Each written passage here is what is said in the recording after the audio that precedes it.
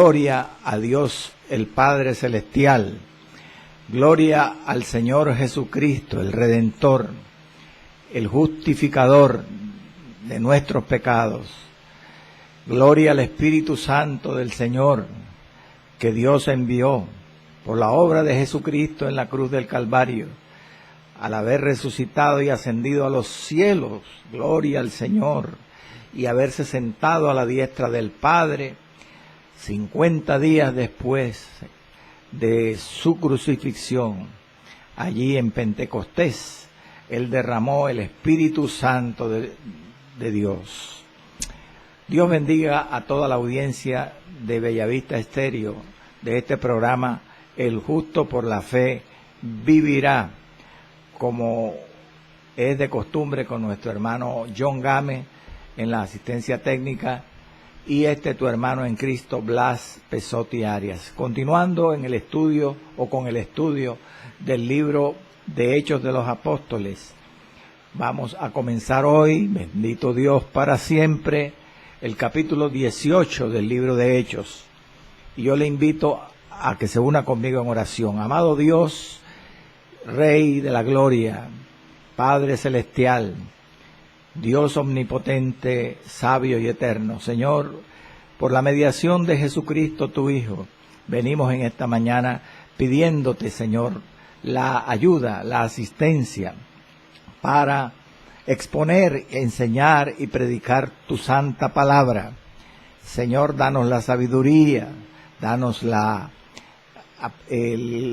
figuras, las aplicaciones apropiadas para que esta palabra pueda llegar al corazón y pueda ser entendida, Señor amado, para tomar ejemplo de la historia misma de la iglesia y tratar de vivir como vivieron esos hombres de Dios. Padre, en el nombre de Jesús de Nazaret, pongo el programa en tus manos, Señor. Este programa, úsalo para tu gloria, en Cristo Jesús. Amén y amén. Bueno, yo le guío a la lectura del pasaje bíblico de hoy, capítulo 18, los 3 primeros versos dicen de la siguiente manera: con la bendición del Padre, de Cristo y del Espíritu de Dios. Después de estas cosas, Hechos 18, verso 1, Pablo salió de Atenas y se fue a Corinto, y halló a un judío llamado Aquila, natural del Ponto, recién venido de Italia con Priscila su mujer, por cuanto Claudio había mandado que todos los judíos saliesen de Roma. Fue a ellos, y como era del mismo oficio, se quedó con ellos, y trabajaban juntos, pues el oficio de ellos era hacer tiendas. Dios añada bendición a su bendita, poderosa y siempre viva palabra de Dios. Pablo en Corinto, primera parte. Son 17 versículos, amados, desde el verso 1 al 17, que nos hablan de lo que sucedió en la estadía, en este segundo viaje misionero de Pablo y Silas, y de Timoteo, que ya estaba también con ellos aquí en esta ciudad de Corinto. 17 versículos nada más. En los 9 programas anteriores, cuando traté sobre el tema Pablo en Atenas, eran 18 versículos en el capítulo 17 que hablan de Pablo en Atenas, e hice una introducción histórica, cultural, geográfica y de otros aspectos para poder ubicarnos en aquella ocasión en el contexto de Atenas, de Pablo, que vivió Pablo allí en esa ciudad, para poder extractar el mayor provecho de esos 18 versículos. Tanto que nos llevó 9 programas. En este capítulo 18, que abordamos el tema de Pablo en Corinto, vamos a hacer otro tanto. Este programa voy a dedicarme especialmente a, primero que todo, hacer un recuento del capítulo, de lo que ya el autor Lucas ha relatado en este segundo viaje, a propósito del segundo viaje misionero, para ubicarnos en el contexto de Corinto, porque con estos 17 versículos de este capítulo 18 y los 5 versículos siguientes, se concluye el segundo viaje misionero del apóstol en su ministerio. Entonces es necesario hacer un recuento sobre todo lo que ha sucedido en este segundo viaje misionero que se ha relatado ya desde el capítulo 15 de Hechos, verso 36, hasta lo que se relata en este capítulo 18 cuando se termina dicho viaje, segundo viaje misionero, para ubicarnos en el contexto. Después que hagamos este preámbulo, esta sinopsis, pues voy a hacer también, y creo que nos vamos a llevar todo el programa de hoy, un recuento sobre algunos aspectos históricos, geográficos, comerciales, sociales y religiosos de la ciudad de Corinto, para poder extractar el mayor provecho de los 17 versículos que nada más hablan de este tema en Corinto y podernos ubicar en el contexto. Amén, hermano. Entonces, así, por eso es importante. No es que uno quiera complicar las cosas, sino más bien facilitarlas. Bendito sea el Señor, que es el propósito de este programa al estudiar el libro de los Hechos de los Apóstoles. Recordemos que cuando comenzó este segundo viaje misionero, en el capítulo 15, verso 36,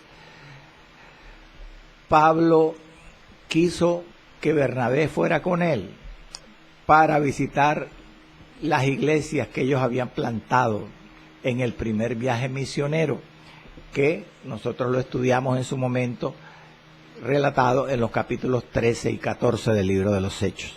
Ese fue el propósito inicial, según los versículos finales del capítulo 15, de Pablo al intentar ir con el apóstol Bernabé en este segundo viaje. Pero usted debe recordar, amados, que hubo un impasse, hubo un enfrentamiento, una discordia entre Pablo y Bernabé, porque Bernabé quería que llevaran a Juan Marcos y Pablo no quería, porque él se había apartado de ellos desde Panfilia. Por eso, cada cual optó por tomar su propio destino. Se separaron, y dice la escritura en los versos finales del capítulo 15, que Bernabé escogió a su sobrino Juan Marcos y se fue para Chipre a predicar.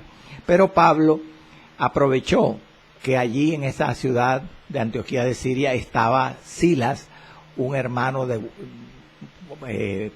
buen testimonio, un misionero que había venido del concilio de Jerusalén, y lo escogió a él, y los dos se unieron y comenzaron este segundo viaje misionero, que, como le digo, inicialmente tenía como propósito visitar las ciudades en donde habían plantado iglesias Pablo y Bernabé en el primer viaje misionero. Allí usted puede recordar, porque ya en programas pasados vimos esto con detalle, como dicen los versículos finales del capítulo 15, que Pablo fue con Silas, comenzando este segundo viaje misionero, y pasó por Siria y Cilicia, confirmando las iglesias. Después, en los primeros versículos del capítulo 16, dice la escritura que Pablo con Silas pasaron por Derbe y por Listra, ciudades asiáticas de Asia Menor, en donde ellos habían estado en el primer viaje, pero ya Pablo no con Silas, como en esta ocasión, sino con Bernabé. Allí en Listra se les unió Timoteo. Ahí se encuentran a ese discípulo de buen testimonio llamado Timoteo. Pablo lo circuncida y se une al grupo. Y ya serían 3 personas, Pablo, Silas y Timoteo, que van en el segundo viaje misionero. Estamos haciendo un recuento, un recorderis. Posteriormente, en el capítulo, bendito sea el nombre del Señor, 17, usted debe recordar, en el capítulo 16, perdón, que después que salen de Listra, que Timoteo se les une al grupo, Pablo y Silas pasan por algunas ciudades de Asia, entre ellas Galacia, las provincias de Galacia, y ellos quisieron llegar, bendito sea el nombre del Señor, a una provincia de romana llamada Asia, que era llamada también la provincia, el Asia proconsular. Y allí el Espíritu Santo les impidió llegar a predicar el Evangelio en Asia. Posteriormente sigue el relato en el capítulo 16 y ellos quieren, Pablo desea en su corazón ir con Silas y con Timoteo a predicar a Bitinia, bendito sea el nombre del Señor. Pero el Espíritu Santo tampoco se los dejó, se los impidió. Y eso tal vez era ¿cómo decirle? Como un misterio para Pablo. Pablo en ese momento no sabía por qué el Espíritu Santo los estaba obstaculizando a ir a ciertas partes que él deseaba.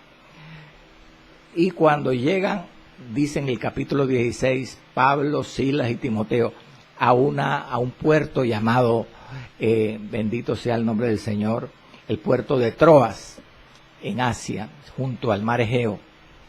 Allí Pablo, en el capítulo 16, versos 6 al 10, él recibe una visión de noche, donde un varón macedonio le decía: Pablo, ven a Macedonia y ayúdanos. Ahí comprendió el apóstol que Dios quería cambiar sus planes, que aunque inicialmente había pensado con Bernabé visitar las iglesias que habían plantado ellos en el primer viaje misionero, ahora Dios quería que llevaran el evangelio a Macedonia. Pero Macedonia estaba en otro continente, en el continente europeo. Dios estaba expandiendo, guiando a Pablo, a Silas y a Timoteo a expandir el evangelio a otro continente. Pablo, obedientemente, dice el pasaje, que atravesó el mar Egeo, fue con Silas y con Timoteo y llegaron a Macedonia. Y allí comenzaron a predicar en Filipos. Filipos, una ciudad principal de la provincia norte de Grecia llamada Macedonia. Y nosotros, usted debe recordar qué pasó allí en Filipos. En Filipos, Pablo le predicó a un grupo de mujeres, porque no había sinagoga en esa ciudad, que estaban junto al río.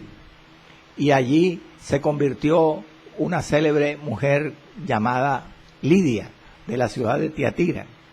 También creyeron sus familiares, y toda su familia con ella se bautizaron. Y Lidia cedió su casa para que Pablo fuera allí y se hospedara con Silas y con Timoteo. En esos días, dice el capítulo 16, que cierto día Pablo se encontró con una mujer endemoniada de un espíritu de adivinación, y varias veces se la encontraba hasta que un día le echó fuera el demonio de adivinación de su cuerpo, la libertó de la opresión satánica. Gloria al nombre del Señor. Pero hubo un problema. Usted sabe que los dueños de esa mujer, de esa adivina, se encolerizaron y empezaron a acusar a Pablo ante las autoridades de Filipos, de la ciudad de Filipos, ante el foro de la ciudad, y acusaron a Pablo de arbitrario, porque ellos le sacaban provecho ¿cómo decirle?, al espíritu de demonio de adivinación que tenía esa muchacha, y habían sido perjudicados. Azotan a Pablo y a Silas allí, como recuerda usted en el capítulo 16, y los encarcelan. Pero Dios hace un milagro. Dios los liberta de la cárcel, los saca de la cárcel, y ellos van allá a la casa de Lidia, donde se reunían, que era la madre de Juan Marcos precisamente, y oran y cuentan cómo Dios los libertó de la cárcel y se van al día siguiente de Filipos, pero se van por un ruego de las autoridades de la ciudad de Filipos, porque sabían que ellos eran ciudadanos romanos. Sin embargo, fueron oprimidos y fueron violentados, azotados, sufrieron. Pero Pablo se fue de ahí de Filipos. En los primeros versículos del capítulo 17, recuerde que en este segundo viaje misionero, cuando Pablo y Silas y Timoteo se van de Filipos, pasan por Anfípolis y Apolonia, unas ciudades que se mencionan allí, para llegar al final a Tesalónica. En Tesalónica, que era la capital de la provincia de Macedonia, gloria al Señor, precisamente, allí Pablo predica con sus misioneros acompañantes en la sinagoga de Tesalónica.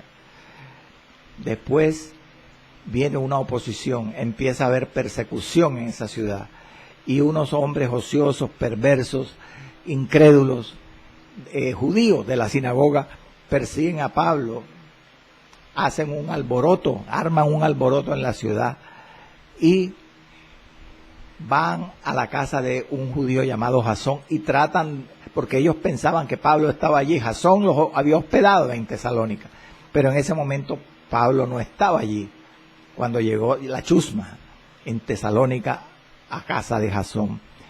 Y recuerde usted qué pasó allí. Toman a Jasón y algunos otros que estaban allí con Jasón, al no estar Pablo presente, ni Silas, ni Timoteo, y los llevan a las autoridades de la ciudad y los acusan de alborotadores y de haber sido hospedadores de esos cabecillas alborotadores como Pablo, Silas y Timoteo. Finalmente,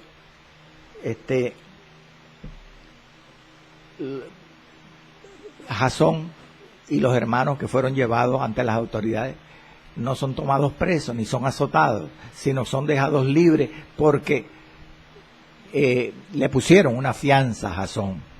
Es decir, le hicieron prometer a Jasón que haría que Pablo se fuera de la ciudad con Silas y Timoteo. Y eso sucedió.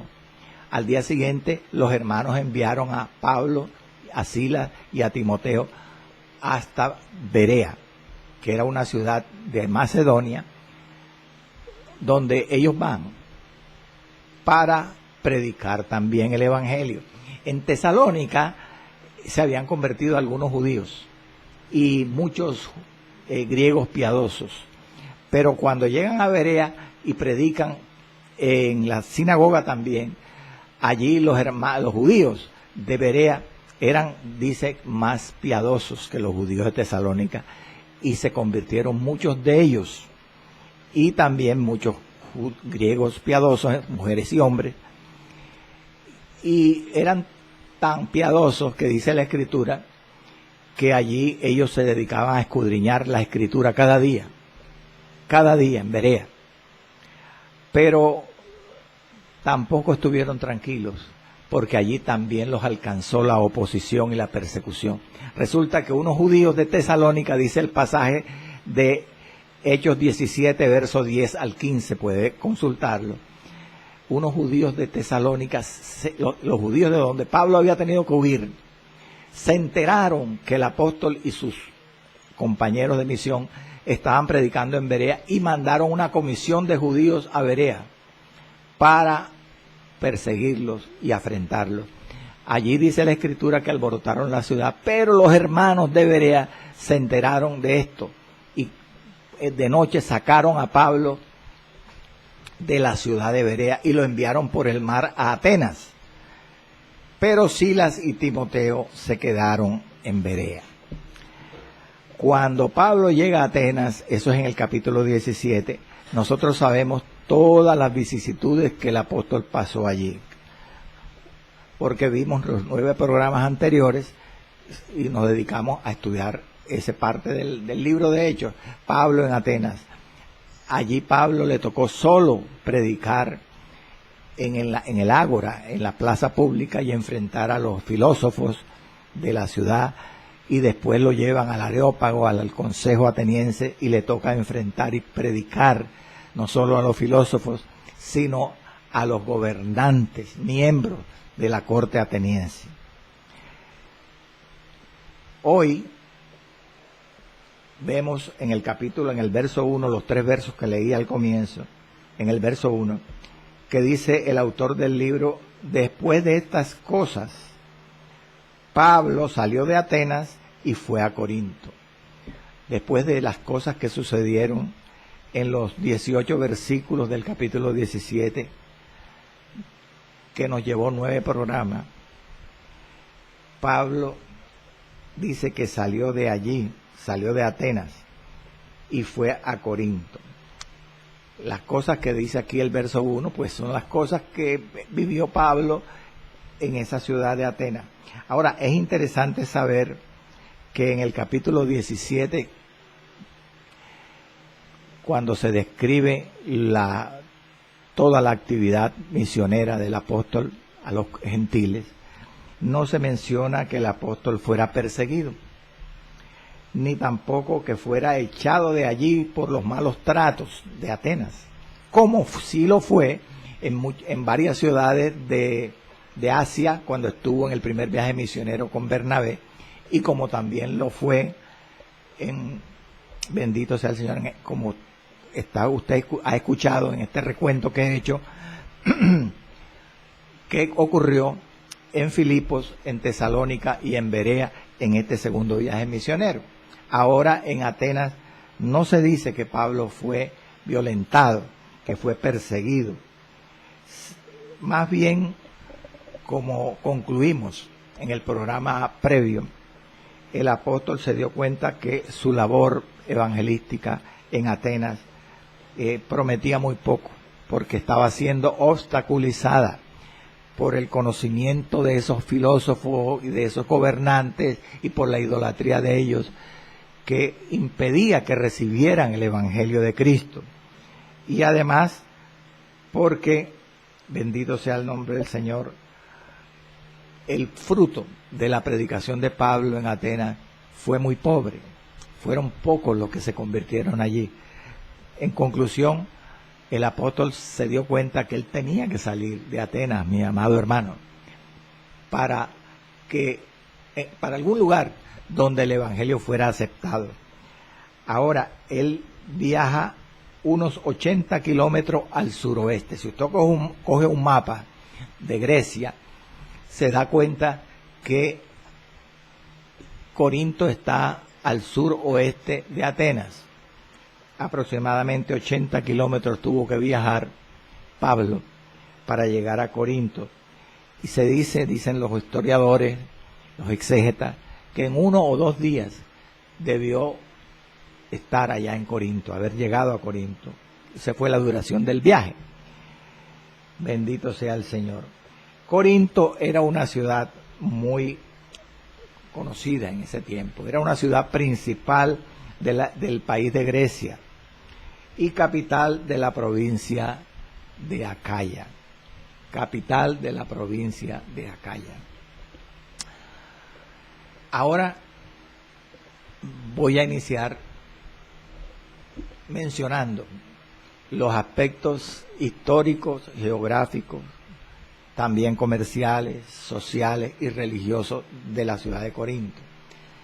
Y creo que nos lleva el resto del programa, para que usted no solamente se instruya, sino principalmente para que nosotros podamos empaparnos de algunos conocimientos en estas áreas relativas a Corinto, que nos ayuden, entiéndame usted eso por favor, mi amado hermano, nos ayuden a extractar, a aprovechar al máximo los poquitos versículos que habla el capítulo 18 de la actividad del apóstol aquí en esta ciudad de Corinto.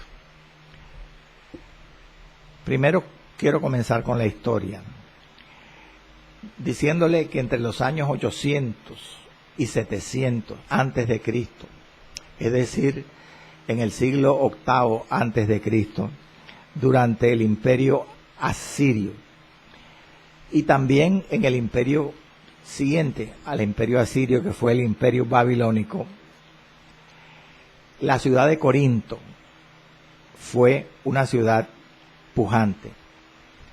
progresista, conquistadora, dicen los historiadores, porque allí se producía bronce y el bronce se explotaba, se exportaba y era muy conocido en el mundo, allí en Corinto. Y allí también en esa ciudad, en ese tiempo, durante los imperios babilónicos, bendito sea el Señor, y asirio, se hacían ollas de barro cocido y muchos objetos de barro cocido, lo cual se llama alfarería. La producción de bronce y la alfarería era muy conocida y de mucho beneficio económico para la ciudad de Corinto en aquel tiempo. Eran famosas el bronce de Corinto y las ollas de barro cocido que se hacían en Corinto, en el mundo entero. Pero en el imperio siguiente al imperio babilónico, que fue el imperio persa, durante 27 años, específicamente durante el periodo del 431 al 404 antes de Cristo, en esos 27 años, dicen los historiadores, que sucedió la célebre guerra del Peloponeso en Grecia durante el imperio persa. Esta guerra del Peloponeso, los contrincantes fueron en dicha guerra Atenas y Esparta. Pero ¿por qué se menciona esta guerra ahora en esta introducción histórica?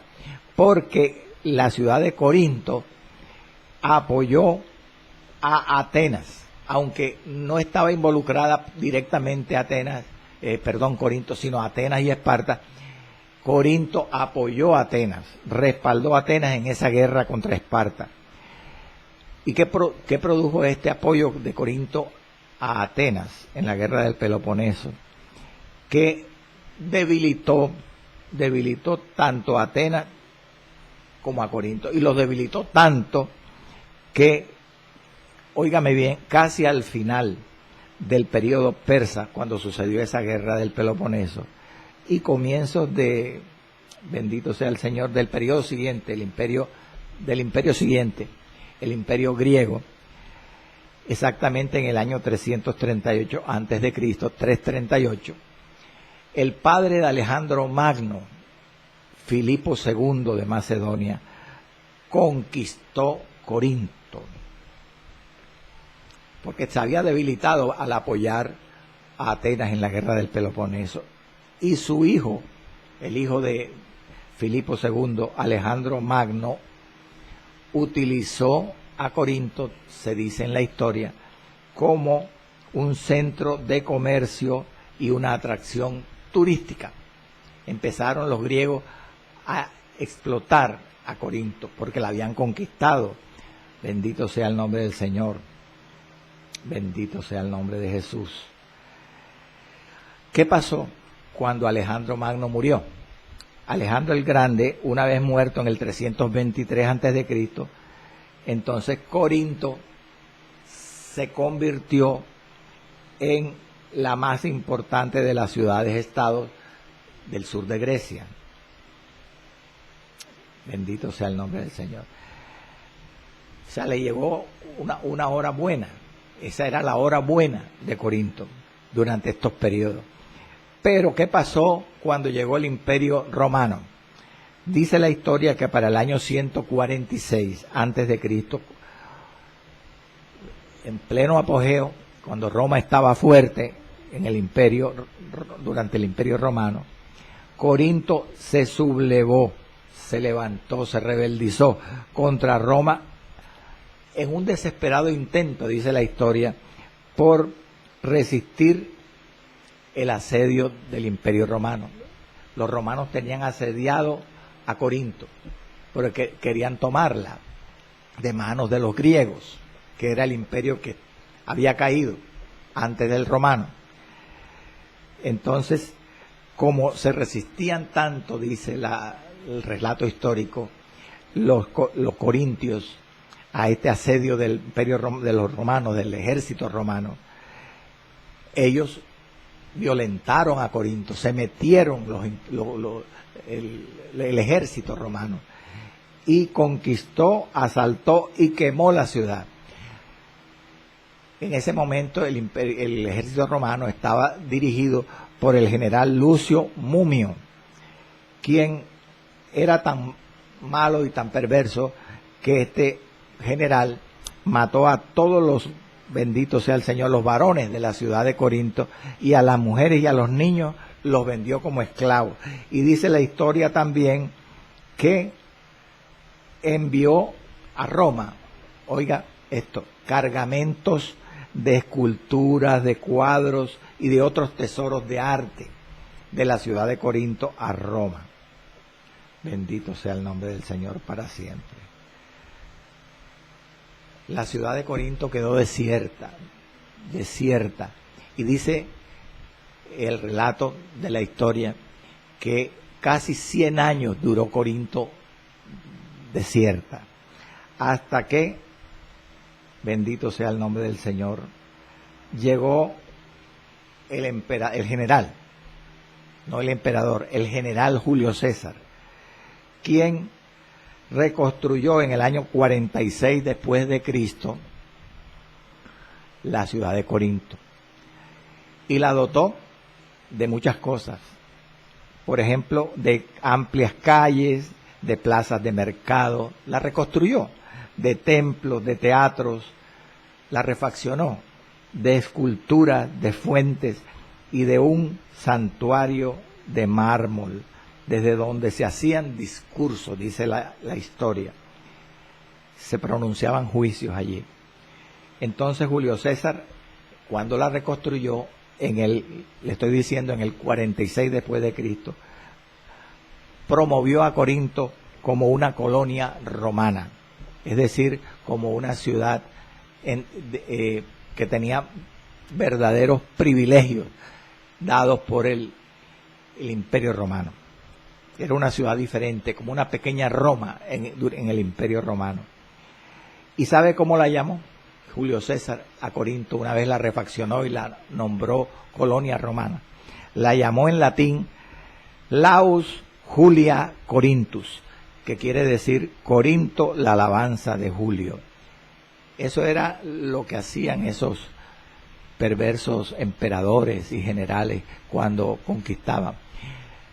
Las ciudades les cambiaban los nombres y le daban nombre para su propio ego, para su propia alabanza. Bendito sea el Señor. En el año 27, unos 20 años después de que Julio César nombrara a Corinto colonia romana, el primer emperador, el primer César, llamado César Augusto u Octavio César, hizo a Corinto la capital de la provincia de Acaya. Entonces esta ciudad en muy poco tiempo volvió a tener su antigua prosperidad, la que había tenido antes de haber sido destruida por el general Lucio Mumio. Este es el recuento histórico de la ciudad de Corinto. Hablemos algo de la geografía de esta ciudad. Mire, lo primero que hay que tener claro cuando vamos ¿cómo decirle?, a relatar o a estudiar las misiones de Pablo aquí en esta ciudad del sur de Grecia, es que la provincia de Grecia en aquel tiempo se dividía en dos provincias a su vez, en dos comarcas. La provincia del norte, llamada Macedonia, cuya capital era Tesalónica, y la provincia del sur, llamada Acaya, cuya capital era Corinto. Ahora bien, también se dividía o solían dividir los historiadores la provincia de Grecia en dos zonas naturales. La parte norte de Acaya, llamada el Ática o la Grecia continental, y la parte sur de Acaya, que era una península, llamada la península del Peloponeso. Eso hay que tenerlo claro. Ahora,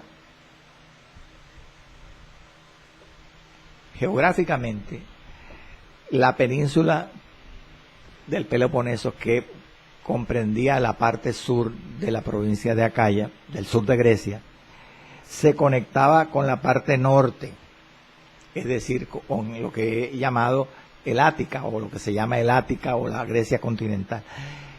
Estas dos partes, la parte sur y la parte norte de Acaya, del sur de Grecia, se conectaban entre sí, o se conectan a través de un istmo, de una lengua de tierra, que es lo que se llama en geografía istmo, llamado el Istmo de Corinto. En ese Istmo de Corinto, así como más o menos Panamá es un istmo, el Istmo de Panamá, que conecta a Colombia con Panamá. Ese istmo conecta a la parte sur de Acaya, a la península del Peloponeso, con la parte norte de Acaya, es decir, con el Ática o la Grecia continental. Eso es hasta aquí lo que es bueno que tengamos claro. Ahora, es necesario que sepamos también que la misma ciudad de Corinto se encuentra ubicada en esa lengua de tierra que conecta la parte sur de Acaya con la parte norte, es decir, en el istmo de Corinto. En esa lengua de tierra llamada el istmo de Corinto se encuentra la ciudad de Corinto. Esta ciudad de Corinto tenía y tiene también actualmente dos puertos de mar. Un puerto occidental a la izquierda de la ciudad de Corinto, que está ubicado más o menos a 3 kilómetros, o estaba en aquel tiempo ubicado a 3 kilómetros de la ciudad de Corinto, hacia el occidente, llamado el puerto de Lequeo, y a 13 kilómetros en sentido contrario, es decir, hacia el oriente de la ciudad de Corinto, a 13 kilómetros, se encontraba el puerto de Cencrea. Esos eran los dos puertos de Corinto, Lequeo y Cencrea. Y es bueno, o es un momento oportuno para ilustrar, y usted sepa hasta qué punto Corinto era una ciudad también, al igual que Grecia, extremadamente idólatra. Tan idólatra era también Corinto como lo era Atenas, que dice la tradición de la mitología griega, que los nombres, escúcheme bien, los nombres de los dos puertos de Corinto, Lequeo y Cencreas, se derivan de los dos hijos que, dice la mitología, tuvo el dios griego Poseidón, el dios de los ríos y de los mares, con la diosa Pirene. Ellos tuvieron dos hijos, Leques y Cencrías. Leques y Cencrías. De ahí se derivan los nombres de los puertos de Corinto, Lequeo de Lequis y Cencrea de Cencrías, los dos hijos supuestamente de estos dos dioses paganos. Esa era la idolatría de las ciudades de aquellos tiempos. Le daban los nombres a las ciudades, a los puertos, a los lugares turísticos, de los mismos dioses. Y le hacían templos, por supuesto, para venerar a estas deidades. Ahora bien, en este recuento geográfico es bueno que sepamos que este puerto que estaba al lado occidental de Corinto, llamado Lequeo, llevaba o conducía los barcos que pasaban por allí al mar Jónico y también al mar Mediterráneo central y occidental. Todo barco que pasaba por Lequeo iba a terminar al mar Jónico o al mar Mediterráneo central y occidental. Bendito sea el Señor. Entonces se dice por esto que bendito sea el nombre del Señor, este puerto llamado Lequeo facilitaba el tráfico de los barcos hacia o desde Italia, España y el norte de África, hacia o desde esos países. Italia, repito, España y el norte de África. ¿Por qué? Porque hacia el mar Jónico, hacia el mar Mediterráneo central y occidental, quedaban estos países. Entonces, cuando pasaban por Lequeo, venían los barcos o iban para estos países. Por su parte, el puerto oriental llamado Cencrea llevaba o conducía los barcos al mar Egeo. Usted puede ver en un mapa que eso es verdad. Al mar Egeo, al mar Mediterráneo oriental y al mar Negro. Entonces se dice que todo barco que pasaba por este otro puerto, Cencrea, facilitaba el tráfico de los barcos en aquel tiempo hacia o desde Egipto, Palestina, Cirene, Fenicia y Asia Menor. Porque hacia estos mares, el mar Egeo, el mar Negro y el Mediterráneo oriental, quedaban estos países. Mire usted, ¿para qué le digo todo este recuento geográfico? Para que se dé usted cuenta, amado, qué importancia tenían estos puertos de Corinto para el tráfico y la interconexión entre estos países. Era un centro de conexión, de comercio entre muchos países, tanto venidos del oriente como venidos del occidente. Bendito sea el Señor. Ahora bien, no solo eso, hermano, sino que Corinto, como usted ve, tenía una ubicación, una localización privilegiada para el comercio. No solo por la conexión de estas rutas marítimas que yo se las he descrito con detalle, sino también tenía una posición privilegiada por la conexión de sus rutas terrestres, porque conectaban tanto el norte como el sur de Acaya. Corinto era el paso de los barcos de derecha a izquierda, de izquierda a derecha, pero también de la gente o de los vehículos que venían del norte hacia el sur de Acaya o del sur hacia el norte de Acaya, porque recuerde que Corinto estaba en el istmo del mismo nombre, que conectaba al sur de Acaya con el norte de Acaya.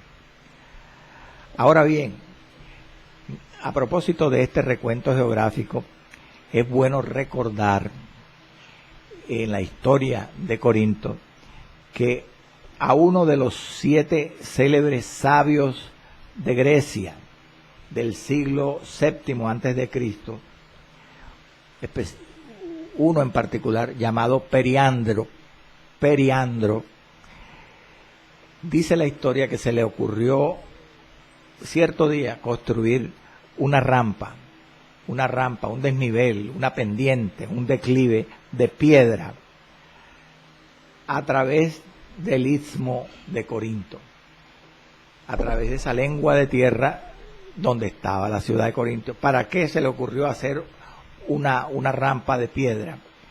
Para conectar el puerto de Cencrea a la derecha con el puerto, bendito sea el Señor, de Lequeo a la izquierda. Y a través de esa rampa, pues podían ser arrastrados, dice la historia, los barcos en un trecho, en un recorrido como de 6 kilómetros, que era lo que separaba al puerto de más o menos al puerto de Cencrea con el puerto de Lequeo. ¿Qué importancia tenía esta rampa que Periandro quiso construir, o construyó realmente de piedra, que evitaba que los barcos que querían pasar de un puerto a otro, de Cencrea a Lequeo o de Lequeo a Cencrea, tuvieran que bordear todo el cabo llamado el cabo de Malea, que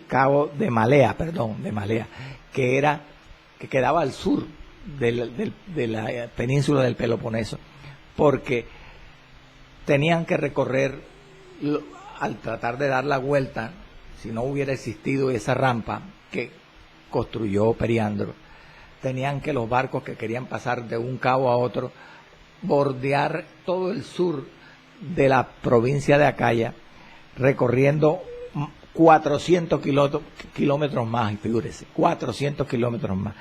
Y el peligro que eso representaba. Dice la historia que muchos barcos naufragaron porque eran aguas muy rebeldes, muy peligrosas. Y el tiempo que perdían.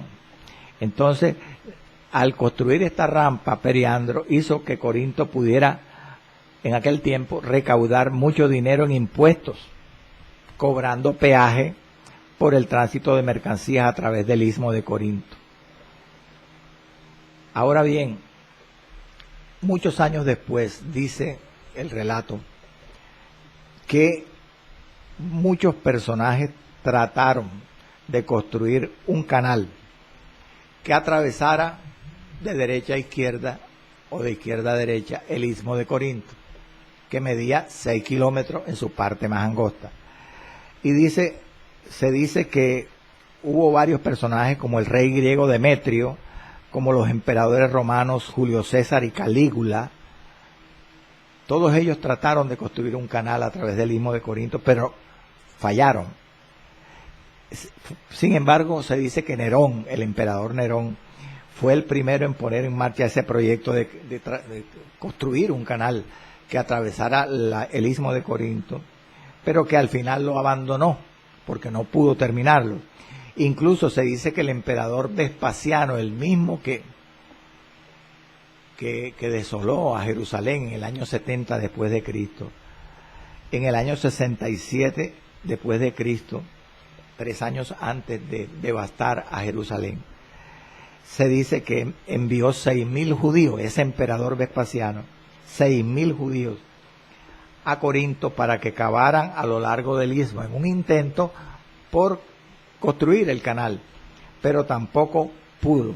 Y así pasaron muchos siglos, y dice la historia que nadie pudo construir un canal que atravesara los 6 kilómetros de derecha a izquierda a través del istmo de Corinto, que ya en la era moderna, en el año, bendito sea el nombre del Señor, en el año 1881 fue cuando se pudo construir el canal de Corinto.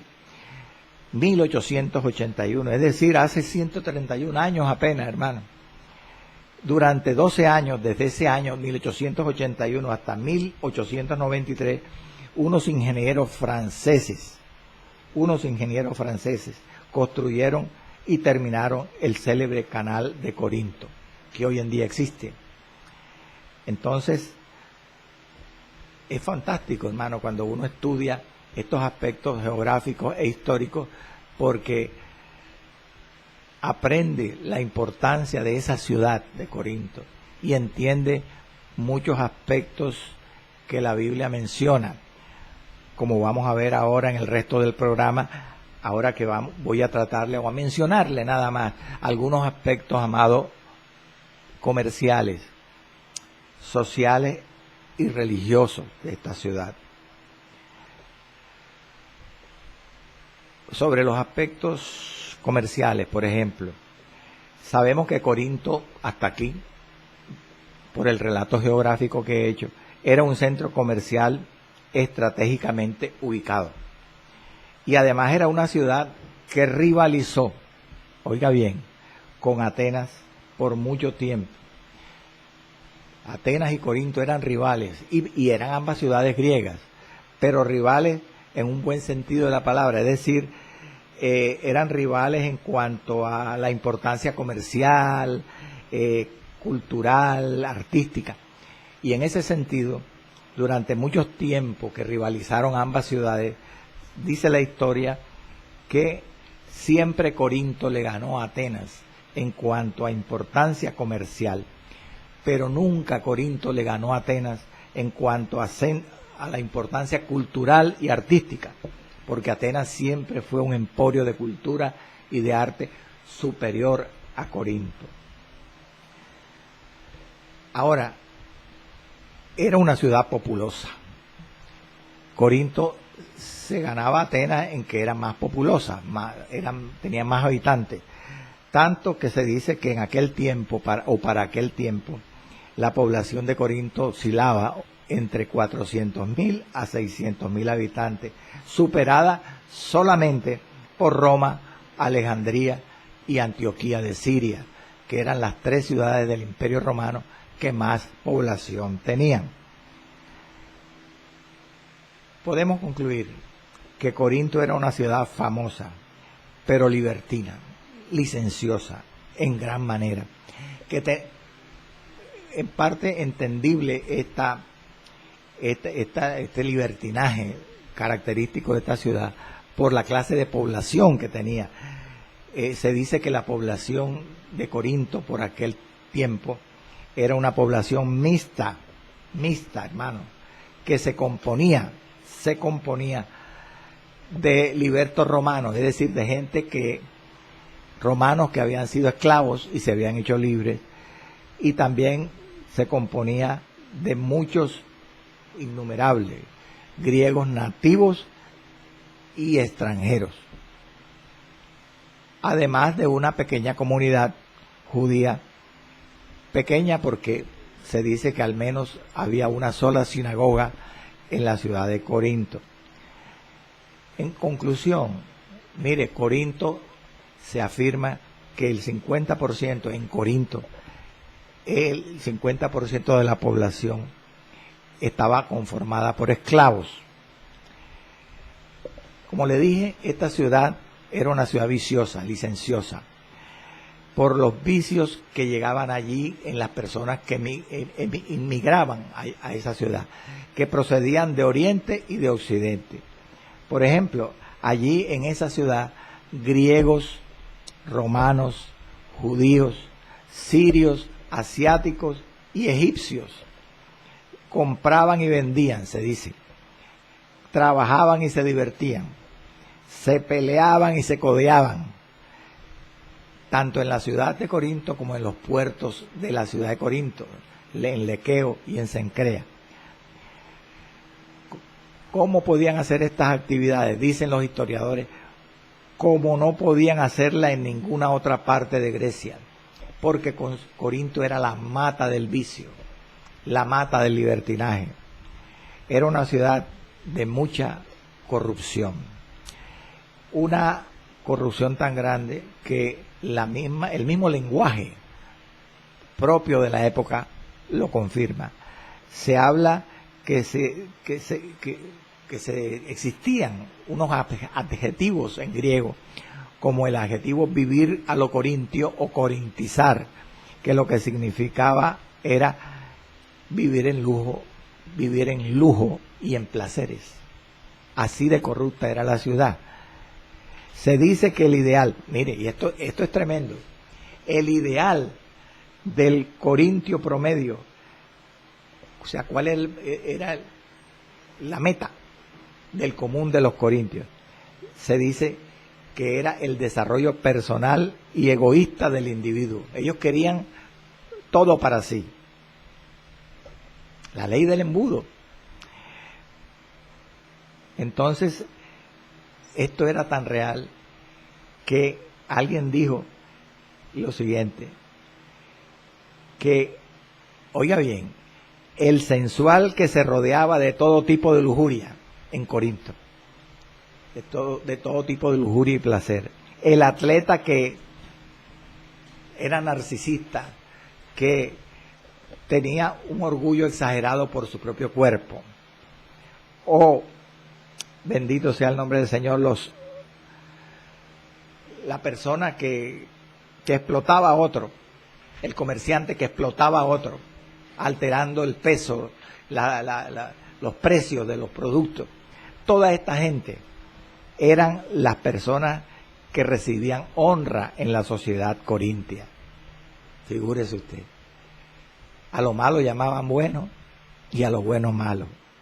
Corintio era el centro de una buena cantidad de cultos idolátricos, y con estos aspectos religiosos rápidamente termino el programa de hoy. Corinto era al igual que Atenas, claro que Atenas se la ganaba, porque Atenas era la cúspide de la idolatría en el mundo, pero Corinto también era bastante idólatra porque era el centro de una gran cantidad de cultos idolátricos, tantos que se dicen que en esa ciudad habían por lo menos una docena de templos idólatras, paganos.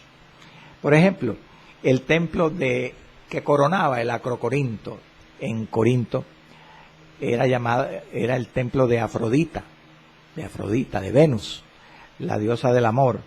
Se dice que allí existían aproximadamente 1000 prostitutas sagradas, 1000 sacerdotisas que regalaban sus cuerpos. Ni siquiera, bueno, algunas exigían paga, pero las que exigían la paga ofrecían o ofrendaban esa paga a la diosa Afrodita. 1000 prostitutas, figúrese. En Corinto se adoraba a Asclepio. ¿Sabía usted eso? El dios de la medicina, el ídolo de la medicina. Allí también se adoraba y se veneraba a Apolos, el dios del sol, de la luz, de las artes. A Poseidón, que ya lo mencioné antes, el dios del mar y de los ríos. También había altares en Corinto dedicados a Atenea, la diosa de la justicia y de la sabiduría. A Hera también, que era la reina del Olimpo, también se adoraba. Y a Hermes, recuerde que a Pablo una vez lo confundieron con el dios Hermes, el dios Mercurio, que era el mensajero de los dioses allá en Listra. Ahí se adoraba en Corinto a Hermes. Y habían otros templos, otros altares dedicados a dioses egipcios, como Isis, que era la esposa de Osiris, el dios de la muerte, y Serapis, el dios de la curación. Y ya para terminar, es bueno saber que uno de los eventos más destacados en la ciudad de Corinto era la celebración de los Juegos Ístmicos, superados solamente por los Juegos Olímpicos de Atenas, que se celebraban allí en Atenas, que eran lo máximo. En los Juegos Ístmicos que se celebraban específicamente en Corinto, se incluían maratones, boxeo, lucha libre, carreras de carros, etcétera. Por eso es que el apóstol Pablo, en una de sus cartas a los Corintios, habla de esta manera: ¿no sabéis que los que corren en el estadio todos a la verdad corren, pero uno solo se lleva el premio? Corred de tal manera que lo obtengáis. Primera de Corintios 9:24. Él habló así porque allí existía el estadio donde se celebraban los Juegos Ístmicos en Corinto.